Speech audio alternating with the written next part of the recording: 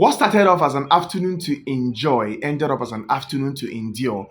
Of course, for Chelsea fan, congratulations to Newcastle for getting that all-important win, 2 goals to nil against Chelsea. Was a very great win, very much needed win. It wasn't pretty for Newcastle, but at least they got the job done, right? It wasn't really pretty because they tried in the first half, like I said, during my halftime video that I posted, they tried in the first half.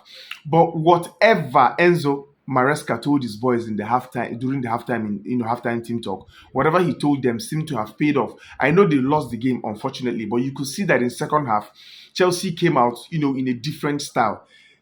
You would think that for a team that was red carded in the first half, a man down in the first half, when they come out in the second half, that Newcastle will totally dominate them and destroy them and get even more goals. But Chelsea came out in the match in the second half, and it looked like they were not missing Nicholas Jackson. It looked like they were not missing any man at all because they kind of dominated the second half. Almost the entire second half was played in the Newcastle half. They kept pressing and pressuring, trying to get a goal. But there is something about Chelsea. They always tend to lose focus or lose momentum at the most important time. Imagine starting this match, you considered at the first minute and then considered at the last minute. In the second half, Newcastle really didn't do much, but you let them score you in the first minute and you let them score you in the last minute.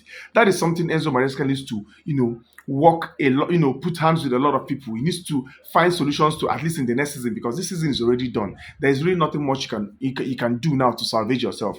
Okay, just fight for the top four, and the next season, this goals that Chelsea concedes. I think this season, I think I saw it from one blog, I mean from one site. Chelsea is the team that conceded the highest goals in the final 15 minutes of the match, and it keeps happening every time.